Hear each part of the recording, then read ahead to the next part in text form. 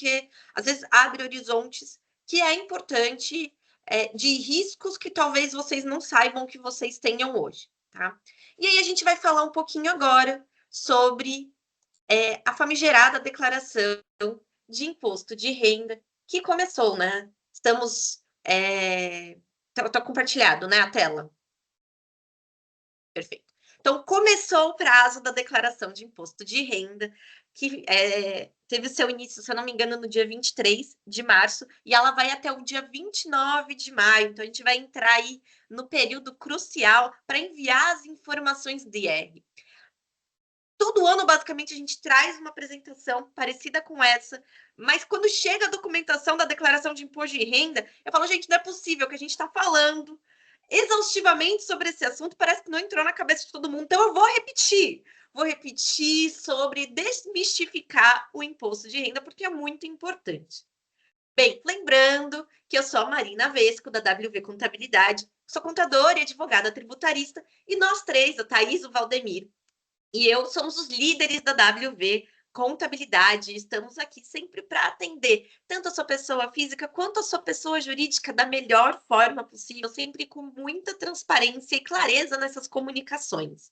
Porque, afinal de contas, a burocracia já é um negócio que sufoca o empresariado e vocês não precisam de mais uma contabilidade falando uma coisa super técnica que vocês não vão entender.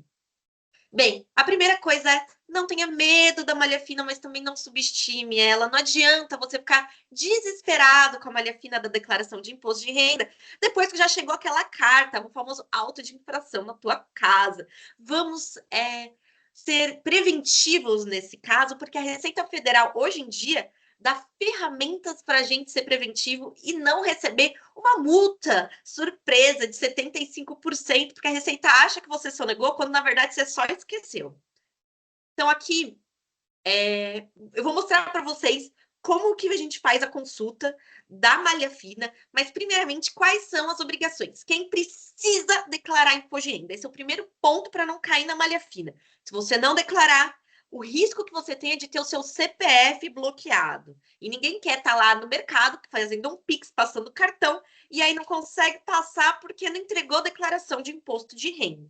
Então, vamos lá. Se você recebe mais do que 33 mil reais de rendimentos tributáveis, Marina, o que é rendimento tributável? É salário, é aposentadoria, é aluguel, é pensão. Você precisa declarar. Rendimentos isentos, acima de 200 mil reais. Lucros, dividendos, indenizações, rendimento de aplicação, você também é obrigado a declarar.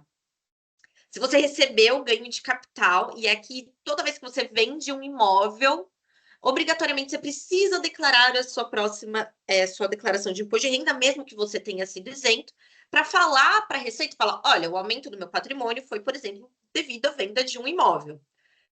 E também quem realiza operações na Bolsa, mais do que 40 mil reais de ganho de capital, e aí aqui no ano também. Enfim, aí a gente vai tendo alguns outros itens, né? Por exemplo, atividade rural, que não é o grande foco do escritório. Se você possui bem acima de 800 mil reais, e aí que os bens vai ser a soma dos seus imóveis, dos seus veículos, das suas contas, aplicações financeiras, e também é obrigado a fazer quem passou a ser residente fiscal ou quem deixou de ser residente fiscal aqui no Brasil, que são os expatriados, para quem está voltando aqui. Tá, legal.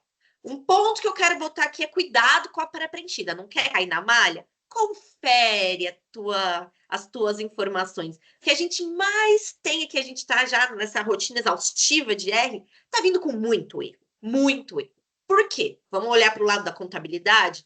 Até 2024, a gente tinha uma declaração muito legal que chamava DIRF, que deixava a gente na contabilidade de cabelo em pé, mas não tinha erro, porque consolidava todos os ganhos anuais, né, dos colaboradores numa mesma declaração anual, ia para a base do governo, legal, tranquilo. Agora, a gente tem uma tal de REINF, foi extinta a DIRF. E aí, mensalmente, a gente envia as informações para o governo. Acontece que o governo não está tendo capacidade de juntar todas essas informações mensais e fazer uma anual para a gente colocar na declaração de R. Então, quando ele puxa, tá vindo errado. Então, assim, a gente já fez alguns trabalhos ali no escritório de fazer conferência, né? Falar, nossa, será que é a gente que está informando errado? Não, não é. É o governo que está puxando mesmo, não é um erro que está vindo só de rendimentos específicos, né? Que a gente entrega. Tem Unimed já colocou comunicado para toda a base que não tá tendo divergência. Então, assim, toma cuidado, sempre confia no documento que você recebeu oficial, teu informe de rendimento. Porque aquilo ali que serve como prova que você declarou tudo certinho. Não vai pela pré-preenchida, pelo amor de Deus. Bem, e aí a gente tem os lotes de restituição. Então, o primeiro lote, quem recebe são os aposentados, quem tem moléstia grave e tudo mais. No segundo lote, quem costuma receber é quem entregou a declaração lá no comecinho e quem é profissional da educação. A partir do terceiro lote, a gente que é mais, que já está, né, no bolão ali da Receita Federal, começa a receber as nossas restituições. Chegou em setembro, não recebeu a tua restituição? Marina, eu acho que fechou seu áudio. Você parou Fechou de meu falar. áudio? Isso, Agora pronto, foi. agora foi. Eu acho que está travando aqui, na verdade. Bem, se travar de novo, vocês me avisam. Bem, chegou até setembro, não recebeu a restituição, é outro sinal que você caiu na malha fina, porque a Receita não deposita para quem está na malha. Tá? Então dá uma entradinha no ECAC para ver se tá tudo certo. Tá bom, Marina, e como eu entro no ECAC, como eu vejo, né? Eu não quero receber uma carta, não quero receber uma auto de infração. Bem, a gente verifica entrando lá pelo Gov do ECAC. Quando eu fiz esse vídeo, eu fiz aqui pelo certificado digital, mas a gente entra pelo Gov, lembrando que o Gov está problemático também, vai dar erro, vai ter que ficar tentando e várias vezes. Então, declarações demonstrativos, meu imposto de renda, e aqui é a tela. Valdemir, como um bom contador, tá com tudo. Opa, passei! Tá com tudo processado, tá sem malha, né? Tudo bonitinho. Se aqui tiver com alguma mensagem de pendência amarela, significa que você tá na malha fina e aí precisa entrar naquele ano e ver o porquê você tá na malha, tá? E aí vai ser, acho que não, enfim. Esses são os estados possíveis: em processamento, em fila de restituição, processada, com pendência e em análise. E aí está com pendência, a gente precisa ver o porquê e protocolar a documentação comprobatória. A documentação da declaração que a gente está entregando nesse ano, a gente só consegue protocolar a partir de janeiro de 27. Mas você já vai guardando tudo que você precisa ali, lembrando que às vezes no meio do período ele processa automaticamente de novo. Então é sempre bom estar confirmando ali, conferindo até janeiro. Tá, Marina, socorro, tô com pendência, o que que a gente faz? A gente vai verificar o porquê você tá com essa pendência. Então, pode ser uma despesa médica, pode ser que você tenha esquecido de lançar aquele aluguelzinho que você recebe da casa de herança da sua bisavó. Então, assim, a Receita vai te contar o porquê que está com aquela divergência. Você pode retificar ou você pode esperar para protocolar a documentação. O que a gente não quer que aconteça é chegar nesse ponto aqui, ó, de emissão de intimação. Porque aí, quando você tem uma intimação, você tem prazo. Se você perde o prazo, a Receita glosa e você pode ter que pagar imposto a mais, além dessa multa de 75% que a gente não quer que aconteça, porque é um ônus para você. E aí, gente, todo ano a gente fala, toma cuidado com o golpe. Receita Federal não manda link para você clicar. Tá? Ela quer dificultar a tua vida. Não clique em nenhum link da Receita. Ela vai mandar para você, se você tiver com o teu e-mail cadastrado na caixa postal, um e-mailzinho assim, ó, feio. Tá falando que você precisa entrar lá e tá com pendência. Mas quando a gente cai na malha fina, não chega e-mail pra gente, chega a carta. Arcaico, mas chega a carta. Então, entra, se você não vê sua caixinha de cartas há muitos anos, entra com uma certa frequência até processar. Processou, você fica tranquilo com a sua declaração de imposto de renda daquele ano. Tá? Mas não vai clicar em link para não pegar vírus no teu computador. Eu não sei o que eles fazem. Eu também não cliquei no link para saber o que vai acontecer. E lembrando, gente, se você passa a sua declaração de imposto de renda para o teu contador, lembra, ele não tem bola de cristal. A gente não consegue saber se você comprou um imóvel, se você vendeu um imóvel, se você aplicou muito dinheiro na bolsa de valor e perdeu tudo. A gente não consegue saber. Então, informa, conta para o teu contador o que aconteceu, senão a Receita vai contar para ele por você. E a gente não quer que isso aconteça. Ah, mas eu acho que essa informação é irrelevante. Conta, a gente filtra, tá? A gente filtra tudo, não tem problema. Melhor pecar pelo excesso do que pecar pela falta. Às vezes a gente vê uma variação patrimonial lá meio exorbitante, aí vai lá, mas o que aconteceu? Ah, eu vendi uma casa em janeiro, porque já vai fazer mais de um ano, né, que vendeu a casa em janeiro de 2025. Então, mas se você gastou todo o dinheiro, a gente não vai ter como saber, mas a receita vai. Conta pra gente. Se planeje, coloca na caixinha, faz uma. Aqui, ó, os erros mais comuns, né? Faz uma pastinha no teu computador, 2027 agora, né? Referente a 2026. Você vai guardando tudo que aconteceu financeiramente na sua vida nessa pastinha.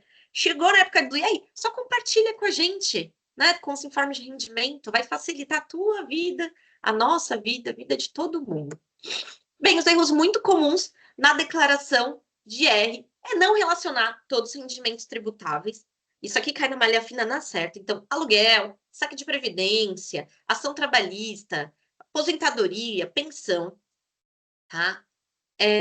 Lançar dependente em duplicidade. Então, os dois pais lançam lá seus queridos filhinhos amados na declaração e não pode. Um dos pais tem que escolher um filhinho para colocar na sua declaração. Não significa que um pai é menos pai do que o outro, porque está lá com o dependente, é dependente dos dois, mas para a Receita só pode ser de um, tá?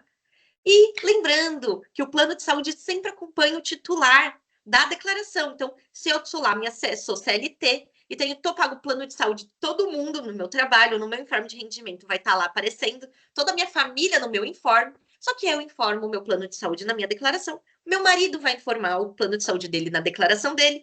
E os filhinhos vão seguir, né? Os planos de saúde dos filhinhos vão seguir a declaração que está lá com a dependência, independente de estar no meu informe de rendimento ou no informe de rendimento da outra pessoa. A despesa sempre segue o titular do CPF e não quem paga de fato aquela despesa. Isso aqui vale também para os avós que pagam plano de saúde dos netos, quer lançar na declaração, não pode. Vai ter que passar para os pais, né? Porque, enfim, dependência de avô precisa de coisa judicial.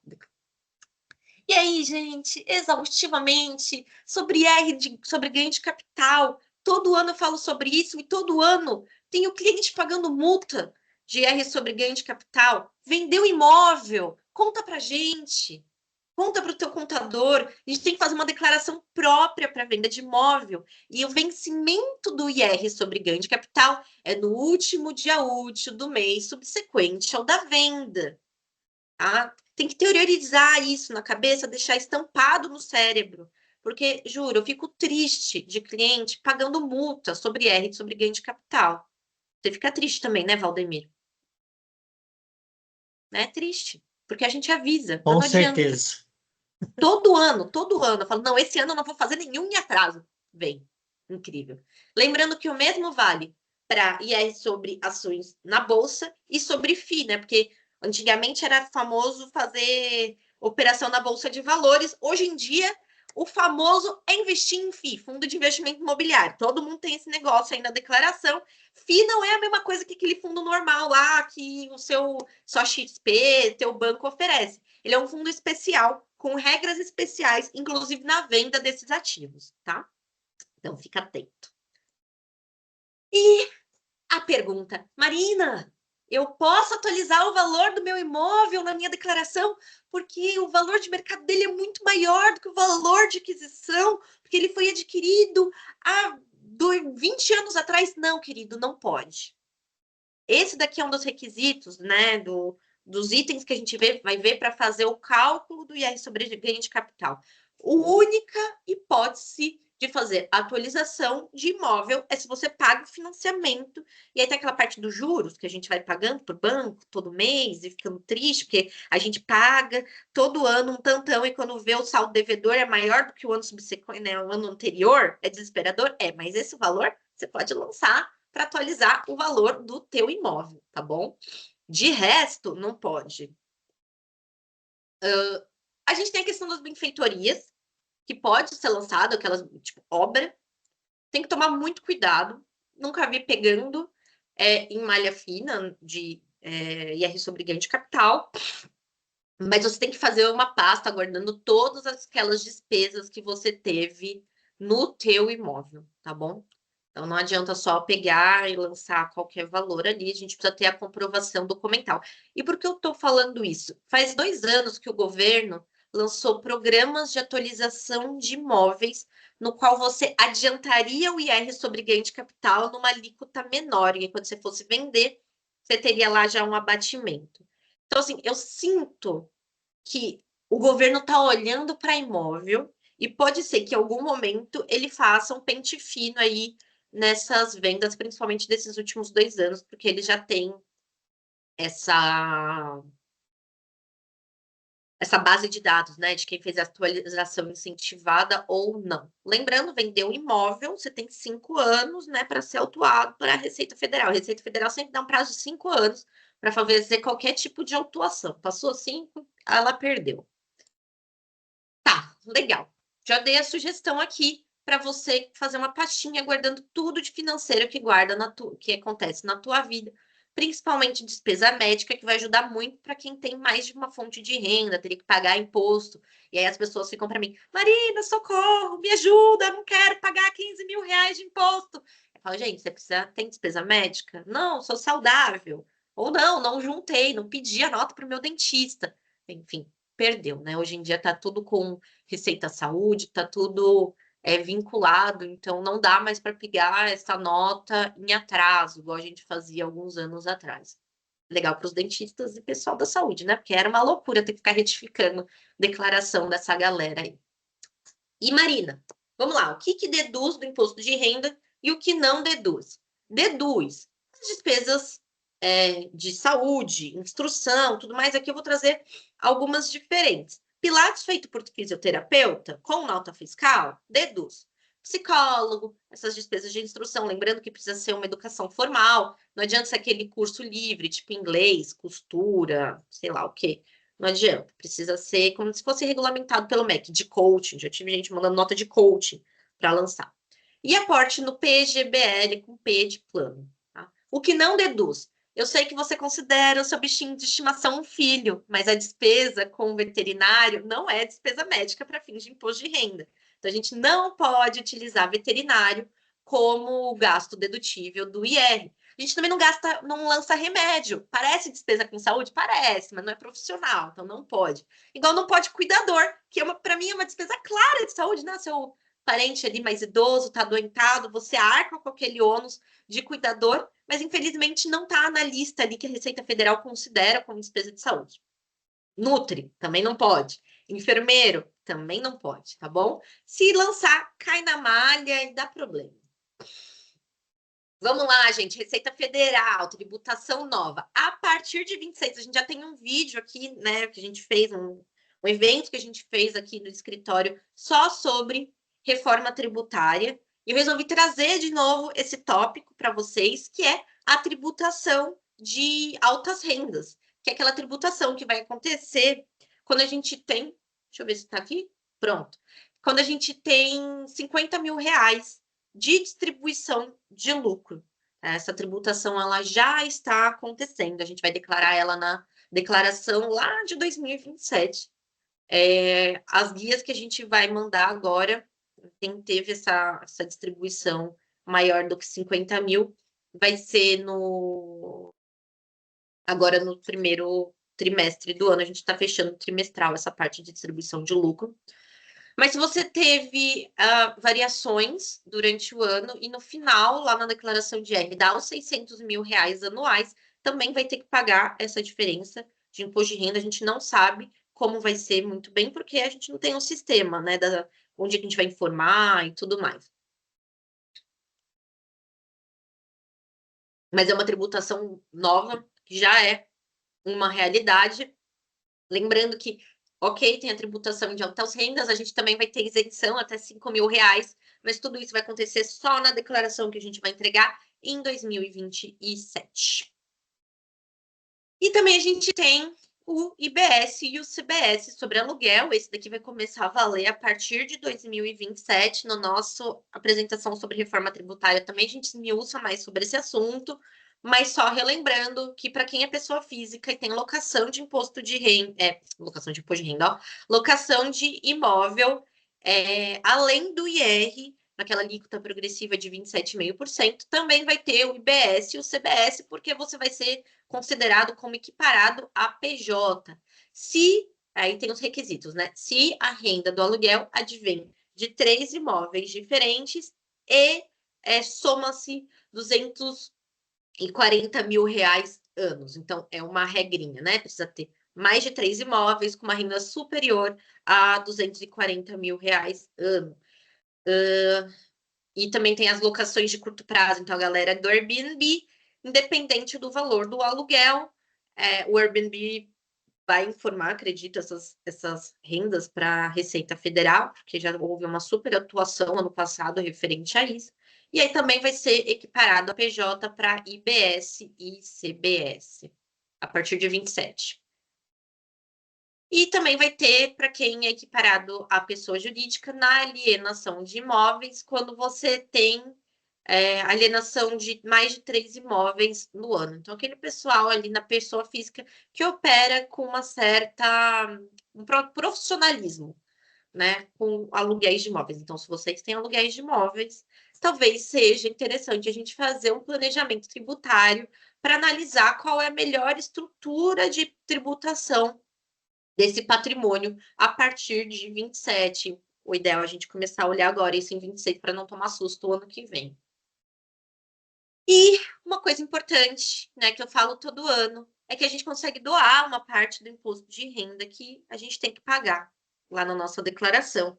É uma destinação direta, que a gente sabe quem é que vai utilizar aquele imposto. Isso vale muito para quem é CLT e tem outra fonte de renda e faz a declaração na opção de deduções legais. Quem faz modelo simplificado não adianta.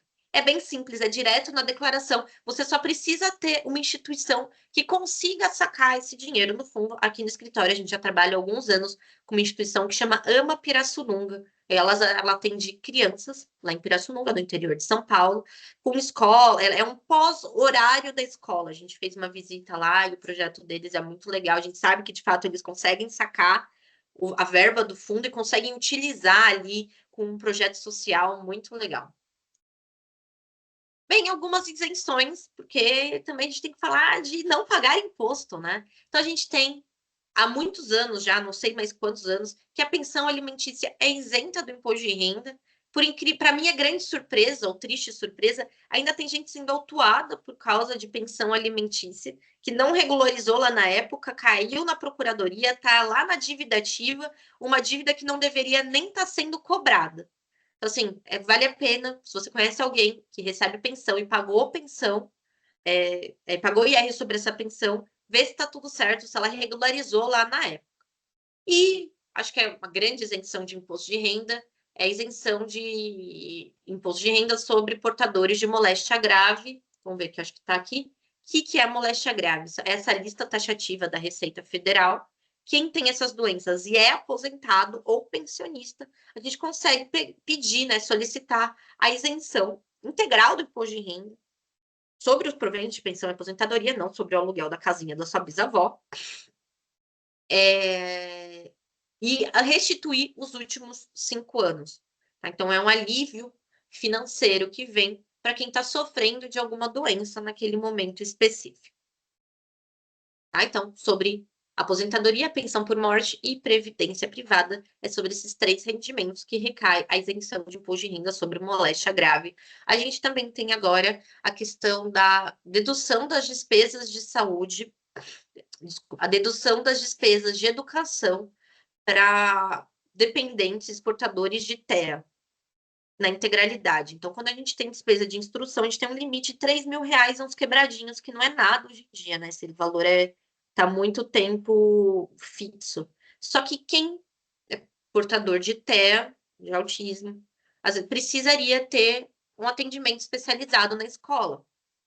A questão é, não tem mais escolas, MEC, né, fez uma normativa que não tem mais escolas só para atendimento dessas crianças específicas, porque a gente acredita na inclusão. Só que aí acredita na inclusão, mas não pode usar a dedução do imposto de renda de uma escola que às vezes é mais cara, porque vai ter uma pessoa ali, que um cuidador, uma pessoa que está mais específica para aquela pessoa, para dar suporte e tudo mais, e acaba que os pais estavam sendo prejudicados por essa normativa do MEC. Então, não é automático, precisa entrar com uma ação judicial para você conseguir utilizar dessas despesas de instrução de escola do teu filho portador de TEA pela integralidade ali, não só no limite dos R$ 3.000.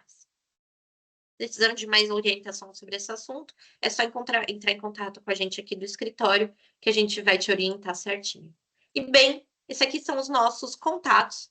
Sigam a gente no Instagram, a gente tá meio paradinho agora, porque declaração de R deixa a gente meio maluco, mas lá no Instagram da WV Contabilidade, a gente sempre tenta postar novidades sobre reforma, sobre o contexto tributário sem fake news, porque o que a gente mais vê nessa internet é notícias sensacionalistas sobre imposto, e a gente quer trazer algo aqui com constância, né, com credibilidade para vocês não terem mais. Bem, é isso. Finalizo aqui nossa parte técnica sobre declaração de imposto de renda. Espero que eu tenha sido clara, né? Porque entra no modo turbo aqui de fala. Caso alguém tenha alguma dúvida, fiquem à vontade, né? Pode mandar no chat, abrir áudio, enfim, estamos aqui para respondê-los.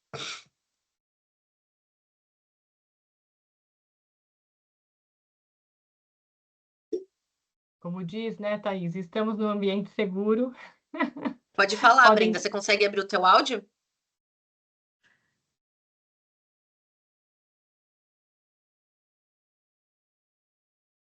Só que a gente não te escuta.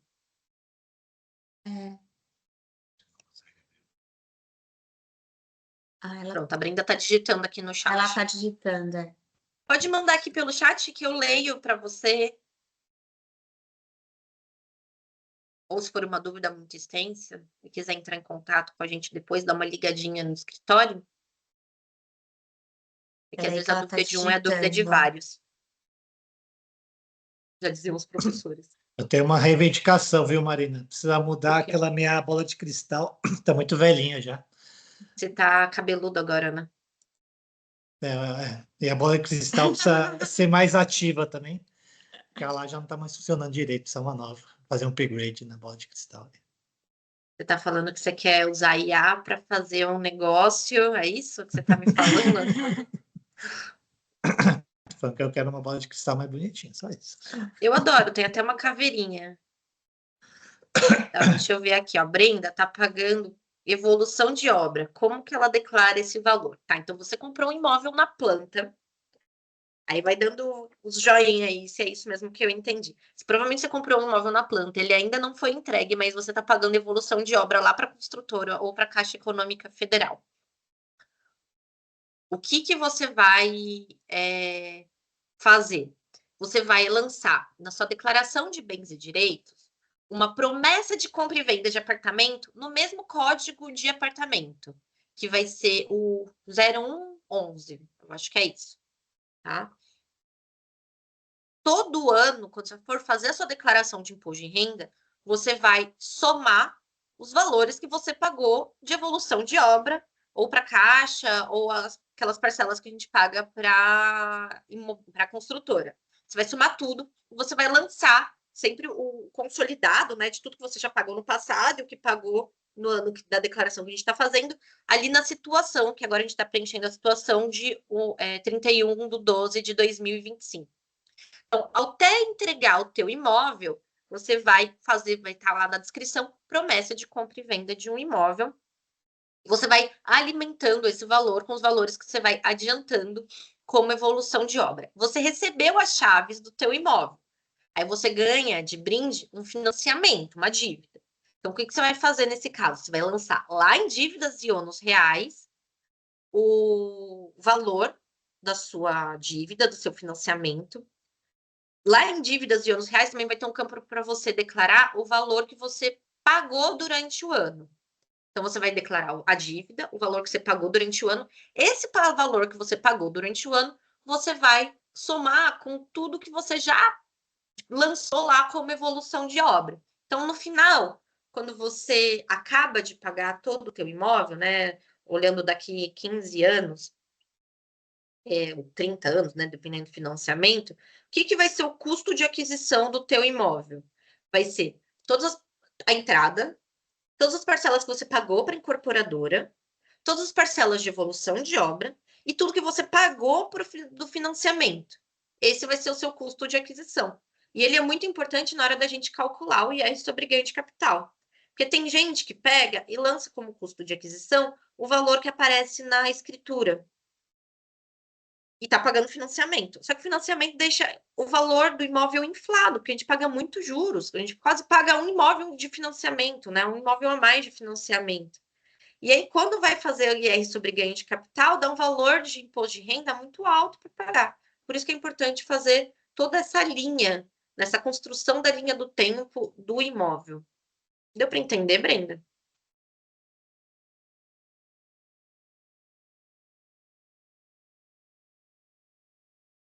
Digital. Sim, perfeito. Então, é assim que a gente vai lançar a evolução de obra. Mas essa é uma dúvida bem comum. Porque o pessoal fala, como que eu vou lançar como bens e direitos, sendo que eu ainda não tenho bem? Mas você tem o direito sobre aquele apartamento? O pessoal esquece do bens e direitos. Né? Então, é assim que a gente faz. Bem, deu o nosso horário aqui, 10h10 quase.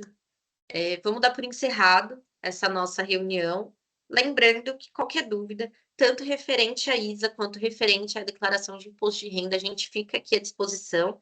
A Thaís se prontifica a liberar o link para vocês ainda hoje. Uhul! E é isso. Então, estamos aqui. Um grande abraço. Até a próxima. Obrigada, gente. Beijos. Tchau, tchau. Tchau, gente. Obrigado. Obrigada. Obrigada.